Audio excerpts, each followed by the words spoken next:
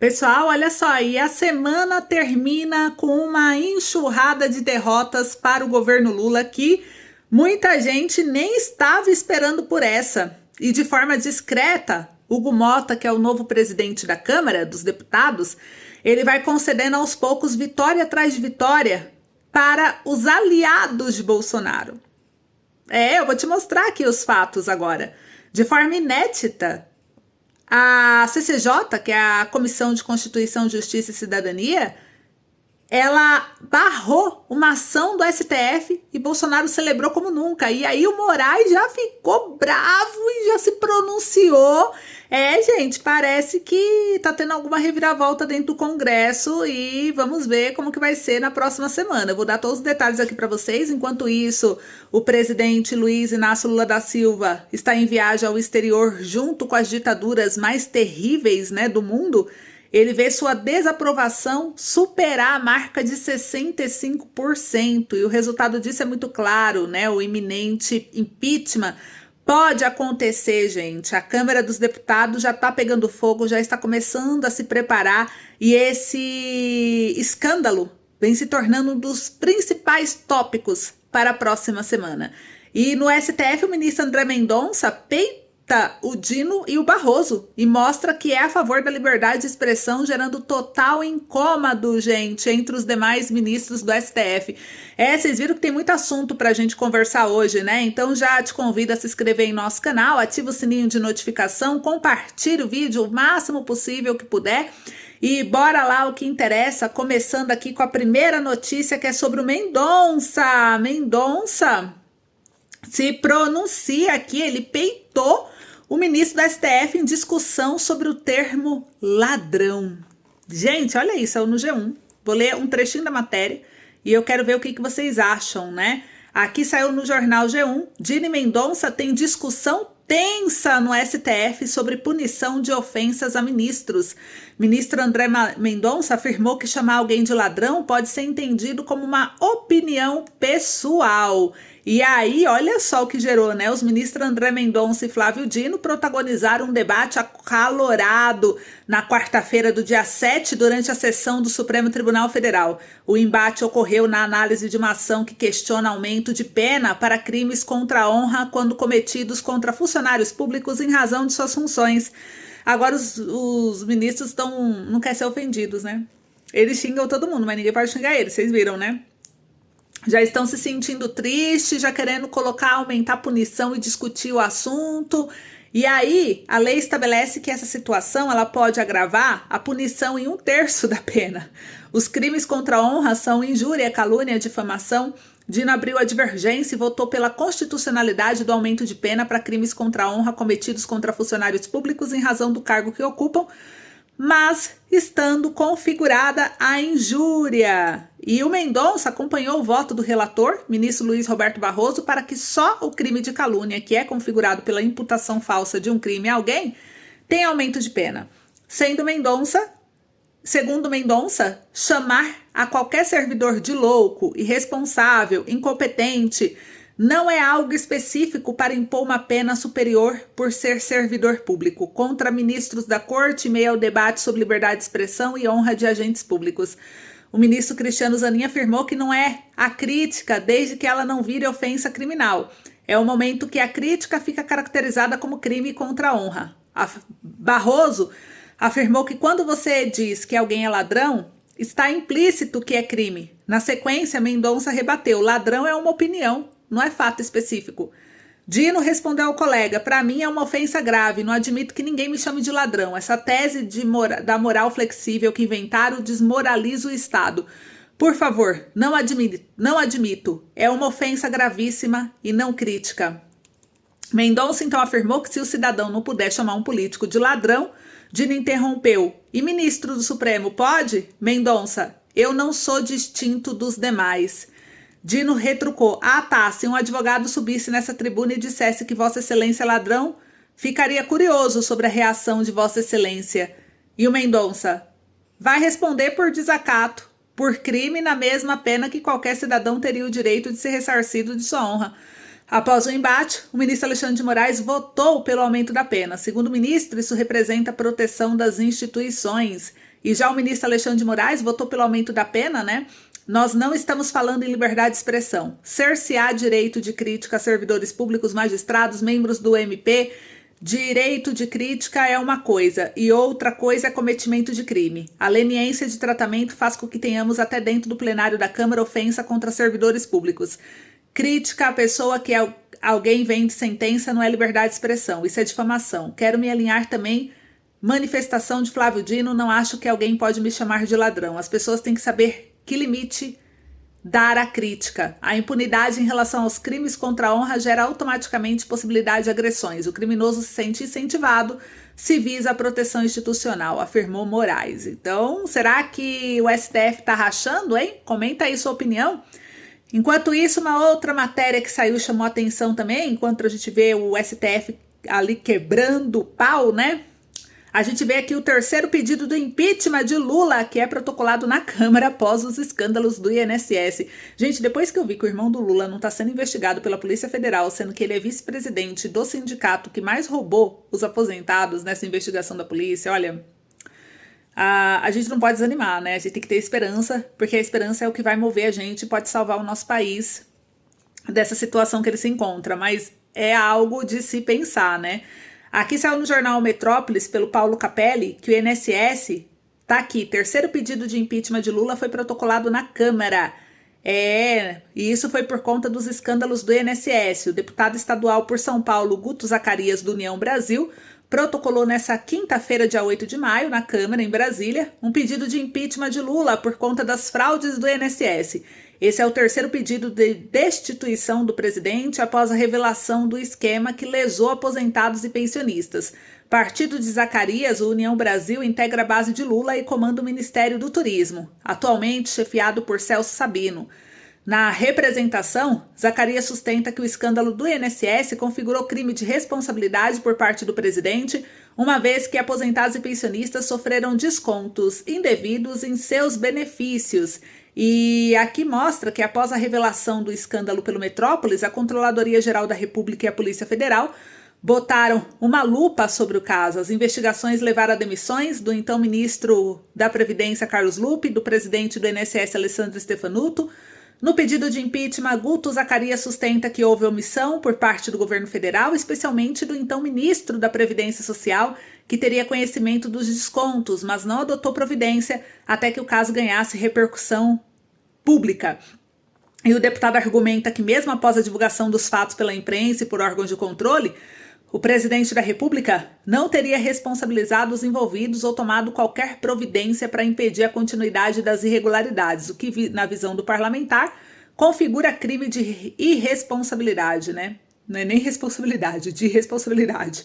O governo, por sua vez, destaca que o esquema foi desbaratado depois da atuação da CGU, um órgão da União. A denúncia de Zacarias menciona investigações da Polícia Federal no âmbito da Operação Sem Desconto, deflagrada agora em abril, que apura irregularidades na concessão de desconto em entidades de fachada, sem autorização formal dos beneficiários. O pedido também cita relatórios da Controladoria Geral da União e registros da ouvidoria do INSS que indicaram falhas no controle dos descontos e possíveis omissões de gestores públicos. Então, segundo o regimento interno da Câmara, qualquer cidadão pode denunciar o presidente da República, o vice-presidente ou o ministro do Estado por crime de responsabilidade. E o Guto, ele é o deputado mais jovem da Assembleia Legislativa de São Paulo, ele tem 26 anos, tem mais de 1 milhão de seguidores na rede social TikTok, e ele tá aí, né, ganhando destaque nas redes sociais, discursando contra a corrupção.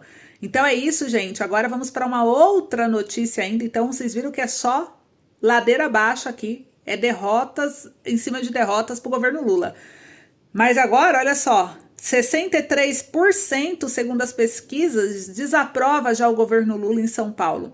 Saiu no jornal Poder 360, 63,1% desaprovam o governo Lula em São Paulo, afirma Paraná Pesquisa. O número é o mesmo do levantamento feito em fevereiro de 2025, antes de estourar o caso das fraudes do INSS. O levantamento mostrou aqui que, questionado se de uma forma geral você diria que aprova ou desaprova a administração do presidente Lula até o momento, 63,1% afirmaram desaprovar, 33,9% disseram aprovar E os eleitores paulistas que não souberam, não opinaram, somaram 3%. A Paraná Pesquisa entrevistou presencialmente 1.700 eleitores de 85 municípios de São Paulo entre os dias 1º e 4 de maio. A margem de erro é de aproximadamente 2,4 pontos percentuais para mais ou para menos e o grau de confiança é de 95%. E essa avaliação negativa ela vem crescendo.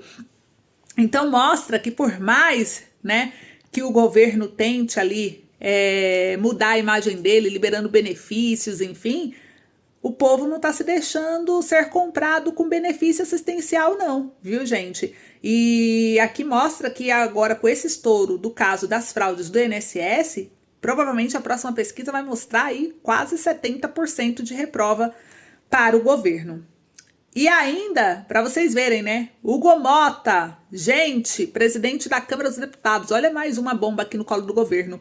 Hugo Mota costura a adesão do partido de Bolsonaro a acordo com o STF pela redução de penas do 8/1. Estamos dialogando, disse Hugo Mota à coluna do Estadão. O presidente da Câmara pediu ao partido do Bolsonaro que envie sugestões para o texto que reduzirá o tempo de prisão de quem invadiu os prédios dos 3 poderes. Então, enquanto o Senado trabalha em um projeto de lei para reduzir as penas dos condenados dos atos golpistas do dia 8 de janeiro, o presidente da Câmara, Hugo Mota, atua pela adesão do PL de acordo firmado entre o Congresso e o STF.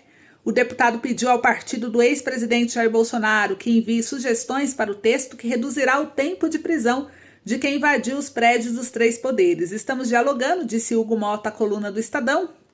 Líder do PL na Câmara, Sóstene Cavalcante, tem insistido no projeto de lei que concede perdão geral e irrestrita para o 8/1, mas o presidente da Câmara tenta encontrar um denominador comum entre governo Lula, Centrão e bolsonarismo. Nessa quarta-feira do dia 6, o Bolsonaro e aliados participaram de um ato em Brasília a favor de anistia. E aqui, o presidente do Senado, Davi Alcolumbre, apresentará um projeto que prevê a redução das penas para quem esteve no 8/1, mas não financiou nem articulou a tentativa de golpe de Estado. A Câmara, contudo, também deve apresentar sugestões para o texto que precisará de aprovação de 2 casas. O presidente do STF, Luiz Roberto Barroso, afirmou de forma pública que caberia ao parlamentar mudar a lei para garantir um tempo menor de cadeia aos participantes dos ataques e que eventual nova regra sobre o assunto poderia retroagir e valer para os condenados pela corte no episódio.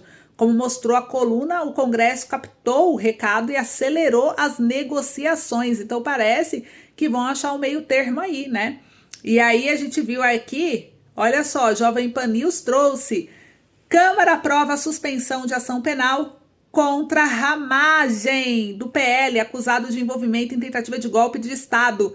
A decisão teve 315 votos a favor, 143 contra e 4 abstenções.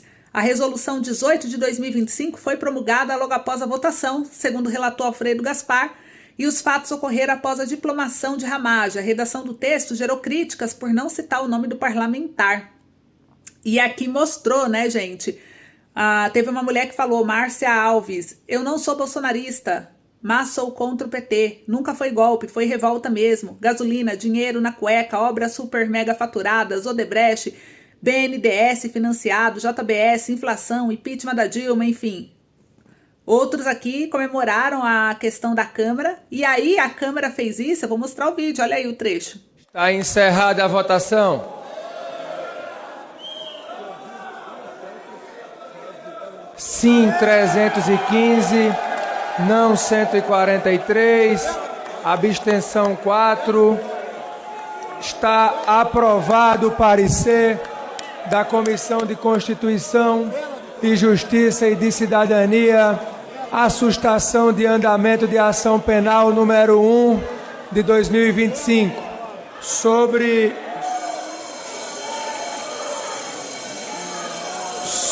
a mesa, a resolução que consubstancia a decisão do plenário, a qual passo a ler.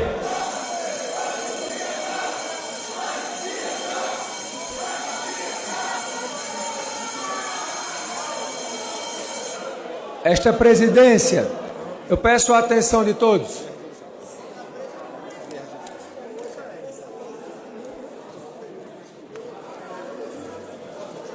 Faço saber que a Câmara dos Deputados, aprovou e eu promulgo a seguinte resolução. Artigo 1º.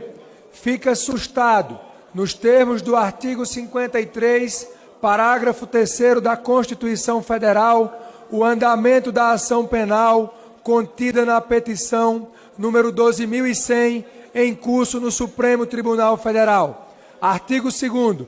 Esta resolução entra em vigor na data de sua publicação. Câmara dos Deputados, 7 de maio de 2025. Esta presidência considera promulgada nesta sessão a presente resolução. Determina o imediato encaminhamento desta resolução ao Supremo Tribunal Federal, juntamente com as notas taquigráficas desta sessão. Vocês viram aí a repercussão? Pois é, e aí o que aconteceu, né? A CCJ aprovou o projeto que barra a ação do golpe contra Alexandre Ramagem e pode beneficiar Bolsonaro. A decisão não é definitiva, ela precisa passar pelo crivo do plenário da Câmara dos Deputados. Então a CCJ, como vocês viram aí no vídeo, aprovou nessa quarta-feira, dia 7, por 44 votos a 18, um requerimento para suspender o processo penal contra o deputado Alexandre Ramagem, do STF. O parlamentar foi denunciado pela Procuradoria-Geral da República por envolvimento em uma suposta tentativa de golpe de Estado e virou réu no caso da decisão da primeira turma da Corte em 26 de março. A decisão da CCJ não é definitiva, o texto precisa passar pelo crivo do plenário da Câmara, com apoio de 257 deputados. O PL trabalha com essa ação de modo a não apenas paralisar o caso contra Ramagem, mas também contra o ex-presidente Jair Bolsonaro, que também é réu na mesma ação penal por tentativa de golpe. E no dia que o documento foi enviado à mesa diretora em abril, o líder do partido da casa, que é o Sóstenes Cavalcante, do PL do Rio, afirmou que uma eventual suspensão do processo beneficiaria todos os réus da ação penal. Essa foi a melhor notícia do dia para a defesa do presidente Bolsonaro, disse. O PL alega que todos os supostos crimes imputados à Ramagem foram cometidos após a diplomação dele em 19 de dezembro de 2022. O partido usou como exemplo os atos que consideraram golpistas de 8 de janeiro. Por enquanto, o crime de organização criminosa armada, que possui natureza permanente, teria se estendido até janeiro de 2023 e os demais crimes imputados teriam ocorrido em 8 de janeiro de 2023, justificou. Então, ele afirmou que as acusações contra ele são baseadas em uma narrativa de fatos. O parlamentar repetiu a tese de defesa de seus advogados, que não há razoabilidade na denúncia porque ele havia acabado de ser eleito deputado federal. Então, ele se posicionou aqui e essa fala, né, gente, já fez os ministros se pronunciarem aí preocupado, né? O ministro Cristiano Zanin do Supremo enviou em abril um ofício da Câmara para informar a ação da primeira turma que tornou Ramagem réu e não pode ser sustada em sua integralidade. Então o STF já se posicionou falando que isso não vale. Vamos ver até onde que vai, mas o Congresso parece que resolveu mostrar aí para o STF que eles vão mexer nesse assunto aí, vão tocar na ferida deles. Então, vocês viram aí, né? Vamos acompanhar. Em breve eu volto com mais informação. É isso, um beijo, até logo.